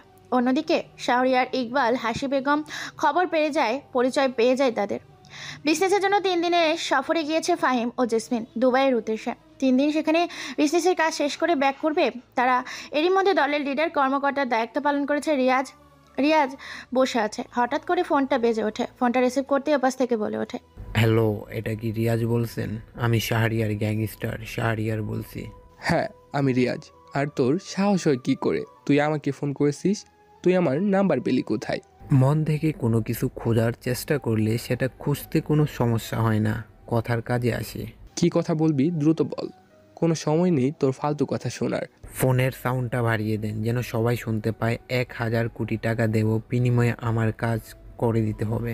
উপস্থিত থাকা সবাই 1000 কোটি টাকা শোনার সাথে সাথে চমকে ওঠে। শাহরিয়ার আবার বলে ওঠে, শুধু পৃথিবী থেকে তাদের বস ফাহিম ও তার স্ত্রী জেসমিনকে সরিয়ে দিতে হবে। আন্ডারওয়ার্ল্ডের অর্ধেক রাজত্ব তোদেরকে ছেড়ে দেব, অর্ধেক রাজত্ব আমি করব। বিজনেস করব, রাজি থাকলে দেখা কর। কথাটা বলার সাথে সাথে কলটা কেটে দেয়। হঠাৎ করে এমন অফার, কথাটা শুনে রিয়া সহ সবাই চমকে যায়। শামীম বলে ওঠে, 1000 কোটি টাকার সাথে অর্ধেক রাজত্বের রাজা হব আমরা। কিন্তু এসব যদি ফাহিম ভাই জানতে পারে তবে আমাদের কচু কাটা করে মেরে ফেলবে। কতদিন আর ওর গোলামি করব? এবার নিজে কিছু করার সময় এসে গেছে। পৃথিবী থেকে ওদেরকে সরিয়ে দিয়ে নিজের রাজত্ব করতে হবে। তাহলে কি তোরা বলছিস ওদের সাথে হাত মেলাবো? পরেরটা পরে দেখা যাবে। আর এখন তাদের সাথে হাত মেলাতে হবে ভাই। দেশে ফিরে আসার সাথে সাথে তাকে পৃথিবী থেকে সরিয়ে দিতে হবে। সাথে এত কোটি কোটি টাকা সম্পদ আমাদের হয়ে যাবে। রিয়া সাথে সাথেই ফোন করে। শাহরিয়ার ফোন রিসিভ করে। তারপর সবকিছু ঠিকঠাক করে দেশে ফিরলেই পৃথিবী থেকে সরিয়ে দিবে তাদের অস্তিত্ব। আজ দেশে ফিরছে ফাহিম ও তার স্ত্রী। দেশে ফিরবে রিয়াজ। বলে ওঠে, ভাই আজকে একটা মিশনে যেতে হবে, প্রায় 700 কোটি টাকা পাচার হচ্ছে। সব কিছু তৈরি করো, আমরা এখনই বেরিয়ে পড়ব। তোমরা যাও, আমি বাসায় থাকি, শরীরটা ভীষণ ক্লান্ত এতটা জার্নির পথ করে। ওকে ঠিক আছে। রাত 10টা বাজে। চারদিকটা অন্ধকার। অমাবস্যা পূর্ণিমা আজকে। রিয়াজ, শামীম, ইকবাল, নাসিম, জিলাল সবাই আছে। কাউকে কোনো কিছু দেখতে না পেয়ে ফাহিম বলে ওঠে, রিয়াজ, এখানে তো কোনো কিছুই দেখতে পাচ্ছি না। কোথায় পাচার হচ্ছে কোনো অস্তিত্বই তো পাওয়া যাচ্ছে না। কথাটা শোনার সাথে সাথেই সবাই হেসে ওঠে। তাদের এই হাসি দেখে বেশ খানিকটা বিচলিত হয়ে যায় ফাহিম, আর বলে ওঠে, রিয়াজ, তোরা হাসছিস কেন? আমার কাছে সময় নেই, শরীরটা ক্লান্ত। তাছাড়া কালকে আবার আমার মিটিং আছে। তোরা বাকিটা দেখে নিস, আমি চলে গেলাম। কথাটা বলে সামনে পা বাড়িয়েছে। সাথে সাথে পেছন থেকে কেউ একজন মাথায় একটা ভারী লোহা দিয়ে আঘাত করে। বেশ খানিকটা সবাই গিয়ে ছিটকে পড়ে ফাহিম। মাথাটা ভীষণ ব্যথা করছে। চারদিকটা ঘুরতে থাকে। চারদিকটা অন্ধকার দিক থেকে খুব কষ্ট করে উঠে দাঁড়ায়। পেছন ঘুরে তাকিয়ে দেখতে পায় রিয়াজ তার মাথায় আঘাত করেছে। সবার হাতে বন্দুক এবং অস্ত্র। ফাহিম বলে ওঠে, তোরা আমাকে মারলি, কি হয়েছে তোদের? তোদের সাহস হয় কি করে আমার গায়ে হাত দেওয়ার? তোরা কি ভুলে গেছিস আমি কে? সরি ভাই, তোমার সাথে বিশ্বাসঘাতকতা করার জন্য। তোমাকে মরতে হবে এখন। তোমাকে মিথ্যা বলে আমরা এখানে নিয়ে এসেছি। ফাহিম কিছু বলতে যাবে, তার আগে পরপর বেশ কয়েকটা গরম বুলেট এসে হাতে পায়ে লাগে। সাথে সাথে মাটিতে পড়ে যায় ফাহিম। সবাই হাসতে থাকে। ফাহিম বলে ওঠে, তার মানে তোরা আমাদের সাথে বিশ্বাসঘাতকতা করেছিস? তোরা ভুলে যাচ্ছিস বিশ্বাসঘাতকতা করার শাস্তি কিন্তু খুব ভয়ঙ্কর আমি দিয়ে থাকি। ভাই তুমি তো বেঁচে থাকবে না, তো প্রতিশোধ নেবে কি করে? মরার জন্য তৈরি হও। আর হ্যাঁ, তোমাকে মারার জন্য নিজে কে আসছে তা দেখে নাও। কথাটা বলার সাথে সাথে পরপর তিনটা দামি গাড়ি এসে তাদের সামনে থামে। গাড়িগুলোর ভেতর থেকে বেরিয়ে আসে 3 জন ব্যক্তি। প্রচণ্ড শরীরটা ক্লান্ত, তারপর মাথায় আঘাত ও গুলি খাওয়ার কারণে চারদিকটা ঝাপসা ঝাপসা দেখতে থাকে। ফাহিম সামনে তাকিয়ে দেখতে পায় তার সামনে 3 জন দাঁড়িয়ে আছে। তাদের মধ্যে শাহরিয়ার, ইকবাল, হাসি বেগম। শাহরিয়ার বলে ওঠে, তুই অনেক আমার ক্ষতি করেছিস, আজকে তোকে মেরে আমি আমার সেই ক্ষতিপূরণ উসুল করে নেব। বিশ্বাসঘাতকতা, এই ফাহিমের সাথে বিশ্বাসঘাতকতা কাউকে ছাড়ব না। সবাইকে এক এক করে মৃত্যুর থেকেও ভয়ঙ্কর মৃত্যু দিয়ে মারব। তুই সেই সময়টা কখনো পাবি না, তার আগেই তোর সময়টা আমরা শেষ করে দেব। তোরা ভুলে যাচ্ছিস আমার ভালোবাসার জাসমিন এখনও বেঁচে আছে। ও খবর পেলে তোদেরকে ভয়ঙ্কর মৃত্যু দিয়ে মারবে। তুই কি ভেবেছিলি তোর ভালোবাসার মানুষটাকে এখনো বাঁচিয়ে রেখেছি? কে আছিস? জেসমিনের লাশটা বের করে আন। জেসমিন এখনো মরেনি, শরীর থেকে রক্ত পড়ছে। জেসমিনকেও আধমরা করে ফেলেছে। তারপর তারা জেসমিনকে নিয়ে ফাহিমের সামনে ফেলে দেয়। ফাহিম আর জেসমিন দুজনকে দেখে কান্না করে ফেলে, কারণ তাদের অবস্থা খুবই খারাপ। রিয়াজ বলে ওঠে, ভাই সময় লস করে লাভ নেই, যেহেতু তাদের মরতে হবে তাহলে দ্রুত মেরে ফেলে এখান থেকে চলে গেলেই সমস্যার সমাধান হবে। ফাহিম আর জেসমিন দুজনকে আগলে ধরে খুব কষ্ট করে দুজনকে কোনো রকম জড়িয়ে ধরে হাঁটাচলা করতে পারে না। ভীষণ অবস্থা খারাপ, শরীর থেকে প্রচণ্ড রক্ত বের হচ্ছে, বিভিন্ন জায়গায় গুলি লেগেছে। ফাহিম কোনো কিছু বলতে যাবে, হঠাৎ করে পরপর বেশ কয়েকটা একই সাথে ধারালো ছুরি তাদের পেটে ঢুকিয়ে দেয়। একজন মিলে ছুরির আঘাত করছে তো পেটে থাকা সমস্ত জিনিস বেরিয়ে আসছে। রক্তাক্ত শরীরটা নিয়ে পড়ে আছে তারা। জেসমিন আর ফাহিম বলে ওঠে, বেঁচে থাকলে তোদের সাথে খেলার ময়দানে দেখা হবে। প্রতিশোধ নিতে ফিরে আসবো খুব ভয়ঙ্করভাবে, তোদেরকে শাস্তি দেব। শালা জানোয়ার, ফাহিমের লাশটা গাড়িতে তুলে গঙ্গা নদীতে ফেলে আয়। সবাই মিলে তার লাশটাকে গাড়িতে তুলে যখনই পেছন থেকে জেসমিনের লাশটা নিতে যাবে তখনই দেখে জেসমিনের লাশটা সেখানে নাই। সবাই অবাক হয়ে যায়, অনেক খোঁজাখুঁজি করে কিন্তু জেসমিনের লাশটা কোথাও পায় না। অবশ্যই তারা কোনো কিছু ভাবনা চিন্তা না করে সেখান থেকে বেরিয়ে যায়। তারপর গঙ্গা নদীতে ফেলে দেয় তাদের লাশটা। এটা ছিল সেই ভয়ঙ্কর অতীত। বর্তমান লাশগুলো ফেলে চলে যায়। সকালবেলা মানুষজন ঘোরাঘুরি করছে, ছোটাছুটি করছে। এমন সময় মানুষের চোখ যায় সেই দুটো লাশের দিকে। রাস্তার মাঝে কোনো কিছু পড়ে থাকতে দেখে সবাই সেখানে ভিড় জমায়। এক পর্যায়ে দেখতে পায় রাস্তার পাশে খুব নৃশংসভাবে হত্যা করে গেছে জেসমিনের লাশটাকে ফেলে গেছে। রাস্তার উপরে লাশের টুকরাগুলা দেখে মানুষ ভয়ে আতঙ্ক শুরু করে দেয়। দ্রুত পুলিশকে ফোন করে, পুলিশ চলে আসে। ইন্সপেক্টর মায়েশা, শ্রাবন্তী এসে হাজির হয়, তাদের তদন্ত করতে থাকে। এক পর্যায়ে সাংবাদিক এসে বলে ওঠে, ম্যাম, রাস্তার মাঝে নৃশংসভাবে খুন করে গেছে একটা ছেলেকে। ছেলেটার পরিচয় কি, আর কেনই বা তাকে হত্যা করেছে, আর এর সাথে কে কে জড়িয়ে আছে আমাদের বিস্তারিত দর্শকদের জানান। কোনো কিছু তথ্য নিয়ে বেশ চিন্তিত ছিল ইন্সপেক্টর মায়েশা ও শ্রাবন্তী। এমন সময় সাংবাদিকের বলা কথাগুলো শুনে পেছন ঘুরে বলে ওঠে, দেখুন তদন্ত চলছে, তবু এতটুকু বলে রাখতে পারি এটা প্রতিশোধ নেওয়ার জন্যই ছেলেটাকে খুন করা হয়েছে। প্রতিশোধ? কী ধরনের প্রতিশোধ? আর ছেলেটার পরিচয় কি? দেখুন, আমরা সন্দেহ করছি এটা গ্যাংস্টার মাহিম চৌধুরী ও তার স্ত্রীর কাজ। তারা মরেনি, তারা বেঁচে আছে এবং ফিরে এসে তাদের লাশের পাশে এই চিঠিটা এবং সাউন্ড বক্স পেয়েছি, যেখানে নিজের কণ্ঠে তারা বলেছে যে আমরা ফিরে এসেছি। এবং এই ছেলেটার নাম হচ্ছে জিনাল। জিনাল হচ্ছে তাদেরই দলের একজন সদস্য, তাও আবার খুব বিশ্বস্ত। যারা বেইমানি করেছিল তাদের সাথে হয়তো এই ছেলেটাও তাদের সাথে জড়িত ছিল, যার জন্য ফিরে এসে তারা প্রতিশোধ নিতে। তবে কি আবার শহরে নতুন রং বদল হতে চলেছে? ফিরে এসেছে ভয়াবহ রূপে সবার পরিচিত মুখ এবং পরিচিত নাম, গ্যাংস্টার মাহিম ও তার স্ত্রী জেসমিন। তবে এ শহরের পরিস্থিতি কি নতুন করে আবার পাল্টে যাবে? তারপর এক এক করে তদন্ত করতে থাকে। অন্যদিকে আর একটা লাশ পায়, সেখানেও তারা যায়। সেখানে গিয়েও তদন্ত করতে থাকে। একইভাবে, একই নিয়মে, একই স্টাইলে খুন করেছে, ঠিক আগে যেভাবে মানুষকে খুন করে রাস্তার মাঝে ফেলে যেত। সেখানে স্পষ্ট চিঠিতে ফাহিম বলে ওঠে, ফিরে এসেছি প্রতিশোধ নিব বলে, তৈরি হয়ে থাক আমার সামনে নিজেদের হাজির করতে। চিঠিটা এবং লাশের ভেতর থেকে বেশি আসা কণ্ঠস্বর শুনে সবাই আটকে পড়ে যায়, কেননা এটা গ্যাংস্টার ফাহিম। সবাই বিশ্বাস করতে শুরু করেছে যে ফাহিম এখনো মরেনি, বেঁচে আছে, আবার ফিরে এসেছে নতুন করে। লাশগুলো নিয়ে চলে যায় সেখান থেকে। লাশগুলো দেখে হয় ফরেন্সিক ল্যাবরেটরিতে। মুহূর্তের মধ্যেই খবরটা ভাইরাল হয়ে যায়, ছড়িয়ে পড়ে চারিদিকে। আতঙ্ক আছে রিয়াজ, শামীম, ইকবাল, ইমরান শাহ আর হাসি বেগম। সবাই একটা মিটিং বসেছে। রিয়াজ বলে ওঠে, হঠাৎ করে 6 মাস পরে কোথা থেকে ফিরে এলো ফাহিম ভাই? আমরা তো বিশ্বাস হচ্ছে না যে ফাহিম ভাই বেঁচে ফিরেছে। আমিও বিশ্বাস করতে পারছি না, কেননা আমরা তো নিজের হাতে তাকে গঙ্গা নদীতে ফেলে দিয়েছিলাম। পানির এত স্রোত এবং অন্ধকারের কোথায় সে হারিয়ে গেছে, সেখান থেকে কি করে মানুষ ফিরে আসতে পারে? নাসিম ঠিক বলেছিল যে একদিন ফিরে আসবে, হয়তো প্রতিশোধ নেওয়ার জন্য। ফাহিম ভাই তাই তো আজকে ফিরে এসেছে। এখন আমাদের কি হবে? চুপ বেটা, তোরা এত ভয় পাচ্ছিস কেন? তোদের সাথে আমি আছি, আন্ডারওয়ার্ল্ডের বর্তমান রাজা আমি থাকতে তোদের ভয় কিসের? আমি আন্ডারওয়ার্ল্ডের বাকি ক্রিমিনালদের সাথে কথা বলছি। দেখো ভাই শাহরিয়াল, তুমি মুখে যাই বলো না কেন, তোমার থেকেও কিন্তু হিংস্র হচ্ছে ফাহিম। ফাহিম ফিরে এসেছে মানে কিন্তু আতঙ্ক শুরু করে দিবে, পাওয়া যাবে একের পর এক লাশ। আমি তো এখনো নিজের কানকে বিশ্বাস করতে পারছি না যে লাশের ভেতর থেকে ভেসে আসছে ফাহিমের কণ্ঠ, সাথে তার স্ত্রীর একটা চিঠিটা নাকি আমাদের হুমকি। আমার তো সন্দেহ হচ্ছে যে ফাহিম ভাই আদৌ বেঁচে আছে কিনা। হয়তো বা কেউ আমাদের ভয় দেখানোর জন্য এসব করছে। রিয়াজ, এটা তুই কি বলছিস? ফাহিম ভাই যেভাবে মানুষকে হত্যা করে ঠিক সেভাবে হত্যা করেছে নাসিমকে?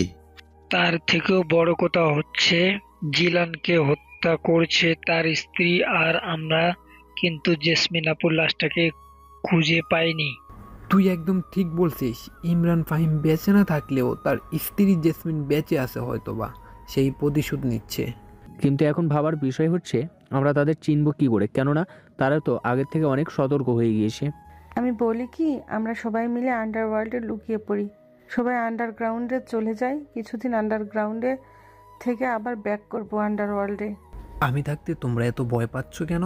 আমি দেখছি বিষয়টা। যদিও মৃত্যুর দুয়ার থেকে এবার ফিরে আসে, তাহলে এইবারের এমন মৃত্যু দেব যে মৃত্যুর পর তার জায়গা পাতালেও হবে না। তবে তোমরা এখন থেকে সবাই সাবধানে থাকবে, যতদিন না এই রহস্যের সমাধান হচ্ছে। কেউ সিকিউরিটি ছাড়া বাইরে বের হবে না, বের হলে মৃত্যু তোমাদের অনিবার্য। কথাটা বলি তারপর তারা এক এক করে সবাই মিলে বেরিয়ে পড়ে, আপন আপন নিজ নিজের কাজে, নিজ নিজ কর্মস্থলে এবং নিজেদের গন্তব্যে।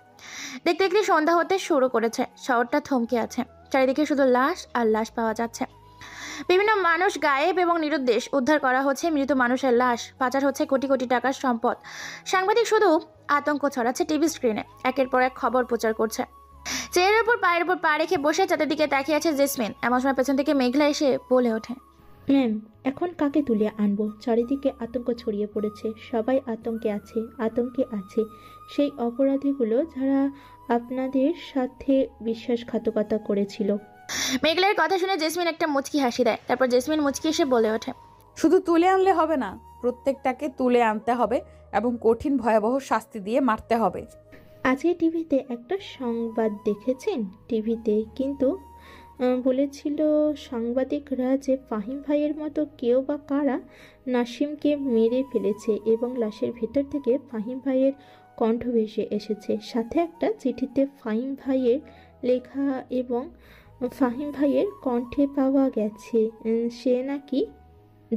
তিনি নাকি ফিরে এসেছে। দেখেছি মেঘলা, দেখেছিস? তাই তো চিন্তায় আছি। যদি সে বেঁচে আছে তো আছেটা কোথায়? আমার সাথে দেখা করছে না কেন? সে কি জানে যে আমি বেঁচে আছি? সে কি আমার অস্তিত্ব অনুভব করে এই শহরে? সে কি বুঝতে পারে যে আমিও বেঁচে আছি এই শহরে? তুমি খোঁজ খবর নাও যে তার নতুন ডেরা কোথায়, তাকে কোথায় পাওয়া যাবে। ঠিক আছে ম্যাম, আমি দেখছি বিষয়টা। অন্যদিকে ল্যাপটপে বসে এক এক করে সমস্ত কিছু দেখছে আর গ্যাংয়ের বর্তমান লিডার ও গ্যাংটা পরিচালনা করছে কে সেটা ল্যাপটপে বসে সবটাই দেখছে ফাহিম। এমন সময় সুমাউন এসে বলে ওঠে, ভাই আপু এখনো বেঁচে আছে, এটা আমি বিশ্বাস করি। কেননা জেসমিন আপু কালকে একটা মার্ডার করেছে। জিলানকে পুলিশ এবং সাংবাদিক বলেছে জেসমিন আপু এখনো বেঁচে আছে। খবরটা নিশ্চয়ই আপনিও দেখেছেন। হ্যাঁ, খবরটা তো আমি দেখেছি, কিন্তু এখন আমি বিশ্বাস করতে পারছি না যে সে কি বেঁচে আছে। হয়তোবা আছে, কিন্তু সে কি জানে আমিও যে বেঁচে আছি? তুমি এক কাজ করো, তার সমস্ত নতুন জায়গাগুলোর খোঁজ খবর করো, আমাদের যত ছেলেপেলে আছে সবাইকে লাগিয়ে দাও। যে করেই হোক তার সাথে আমাকে দেখা করতে হবে। ঠিক আছে ভাই, কাজ হয়ে যাবে, আপনি কোনো চিন্তা করবেন না। আর হ্যাঁ, আমরা ইরানকে তুলে আনার চেষ্টা করছি। শুধু তুলে নিয়ে আসলে হবে না, ওকে অত্যাচার করতে করতে আমার এখানে নিয়ে আসবি। ওর মৃত্যুটা হবে ভয়ঙ্কর মৃত্যু। ওকে ঠিক আছে ভাই, কাজ হয়ে যাবে। তারপর বেরিয়ে পড়ে সুমন। অন্যদিকে বেরিয়ে পড়ে মেঘলা শামীমকে তুলে নিয়ে যাওয়ার জন্য। অন্যদিকে খোঁজাখুঁজি করতে থাকে ফাহিম ও জেসমিনের লোকেরা। একে অপরকে দেখতে দেখতে গভীর রাতে পরিণত হয়।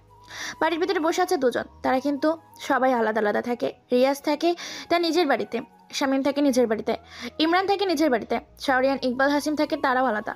এক এক করে বেশ কয়েকজন ইমরানের বাড়িতে প্রবেশ করে। ইমরান হঠাৎ করে পায়ের শব্দ শুনতে পেয়ে বেশ খানিকটা ভয় পেয়ে যায়। তাই সে ভয়ে কি করবে বুঝতে পারে না। সিসিটিভি ক্যামেরার কাছে গিয়ে এতগুলো কালো মুখোশধারী লোককে দেখে চমকে ওঠে। হঠাৎ এতগুলো মানুষ দরজা ভেঙে ভিতরে প্রবেশ করে ইমরান যখনই পালাতে যাবে তখনই বেশ কয়েকটা গুলি তার পায়ে লাগে, সাথে সাথে সিঁড়ি থেকে পড়ে যায়। তারপর লোকগুলো কোনো কথা ছাড়াই ইমরানকে তুলে নিয়ে আসে। অন্যদিকে শামীম সবেমাত্র ঘুমাতে যাবে, এমন সময় হঠাৎ করে দরজা ভেঙে রুমের ভেতর প্রবেশ করে বেশ কয়েকজন কালো মুখোশধারী লোক। শামীম কোনো কিছু বলে ওঠার আগেই বন্দুকের পেছনের হাতল দিয়ে মাথায় আঘাত করার সাথে সাথে সে জ্ঞান হারিয়ে ফেলে শামীম। তারপর তাদেরকে নিয়ে চলে যায় তাদের গন্তব্যে। দুই জায়গায় অজ্ঞান হয়ে পড়ে আছে। দুজন আগন্তুক দুজন ছেলের সামনে পায়ের উপর পা রেখে বসে আছে। হ্যাঁ, ইমরানকে তুলে এনেছে ফাহিমের আর শামীমকে তুলে এনেছে জেসমিন। ওর মুখে ঠান্ডা পানি ছিটা দে।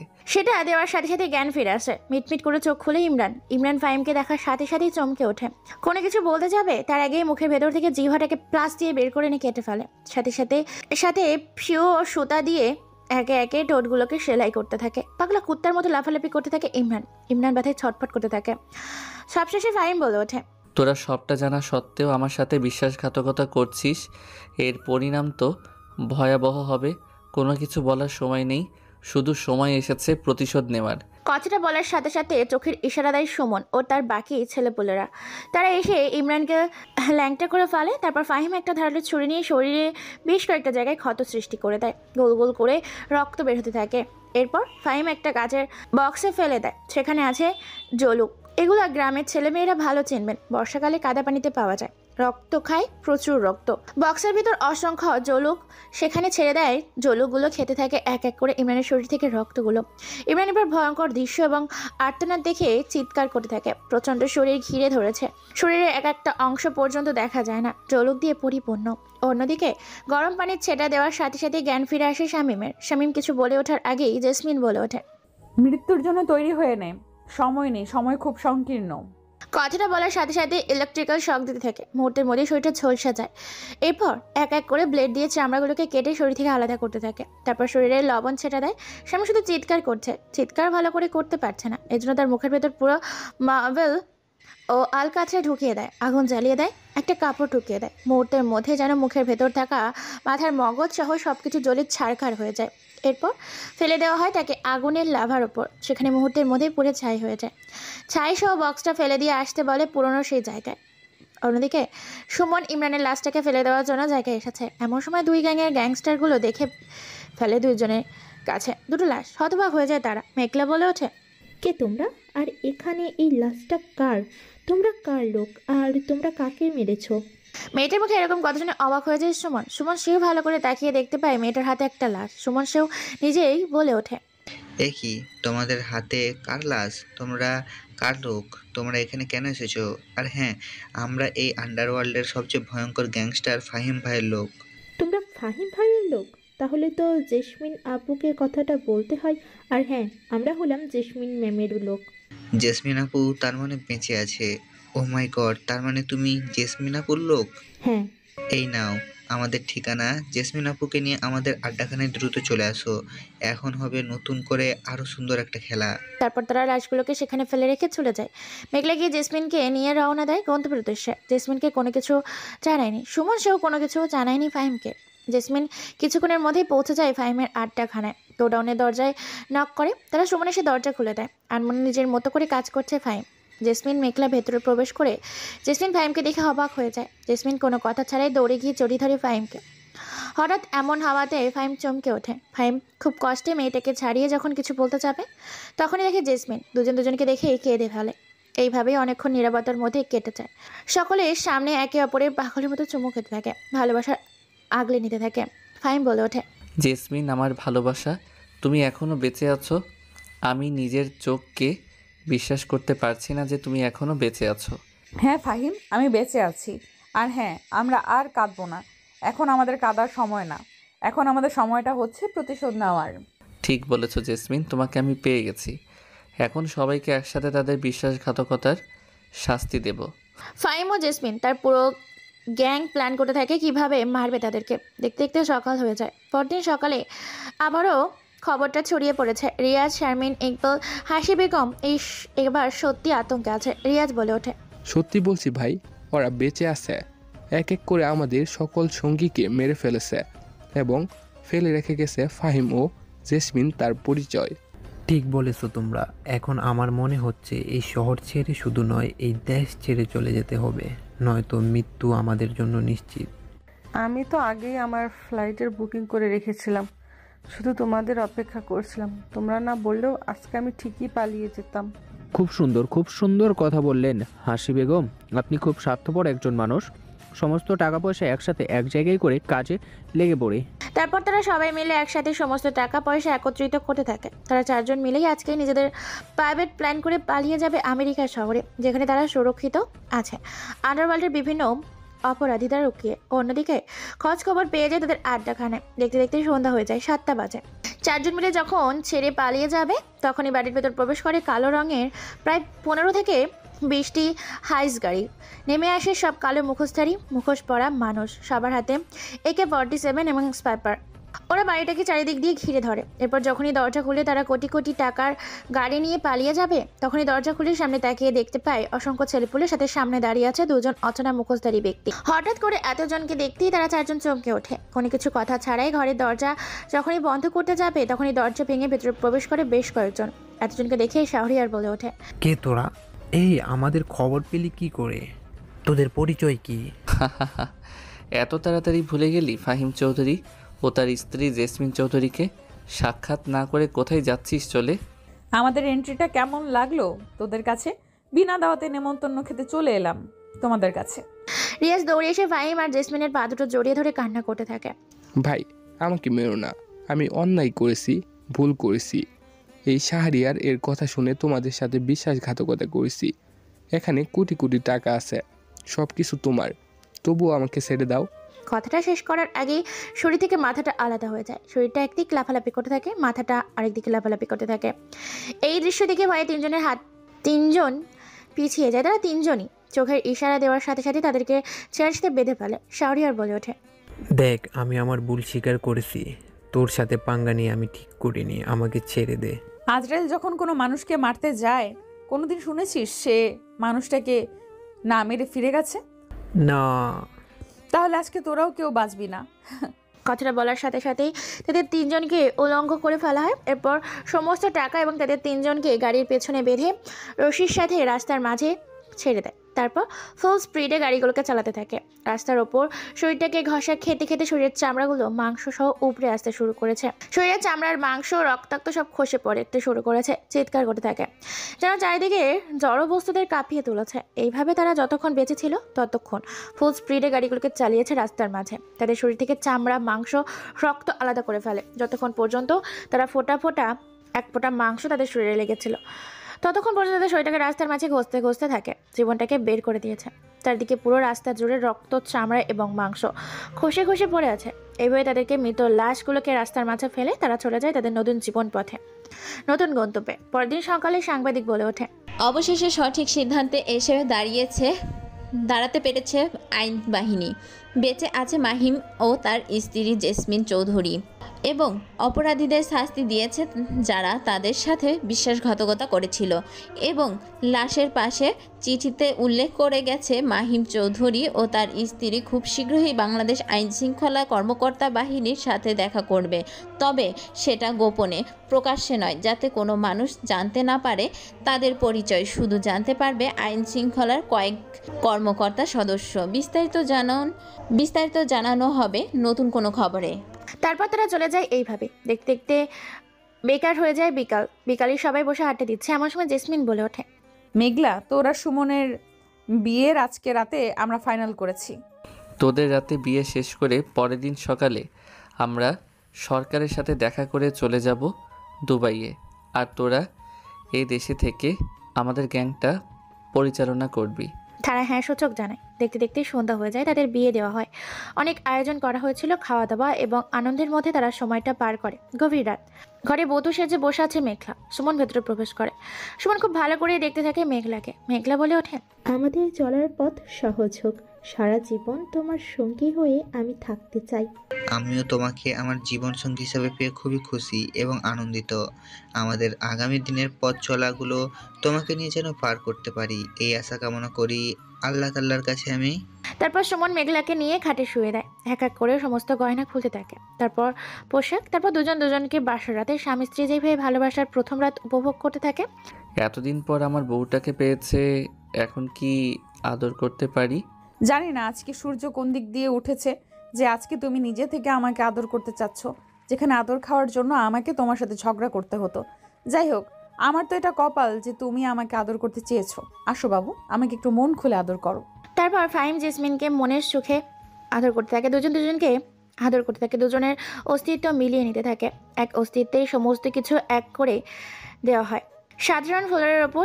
তারপর সাধারণের চাদর টেনে গভীর আমাজন জঙ্গলে প্রবেশ করতে থাকে ফাহিম জেসমিনকে নিয়ে।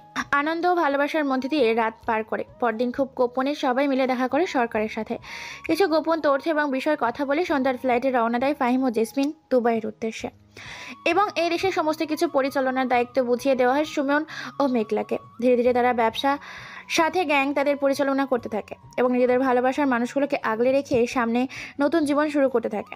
ভালোবাসার মধ্যে দিয়ে গল্পটাকে এখানেই রেখে দিয়ে নতুন গল্পের আশা করি তোমাদের কাছ থেকে বিদায় নিচ্ছি এবং তোমরা সবাই মিলে আমাদের ভালোবাসা দিও। আমরাও তোমাদেরকে নতুন নতুন গল্প উপহার দিব। চ্যানেলটিকে সাবস্ক্রাইব করে সবাই পাশে থাকুন। ধন্যবাদ সবাইকে।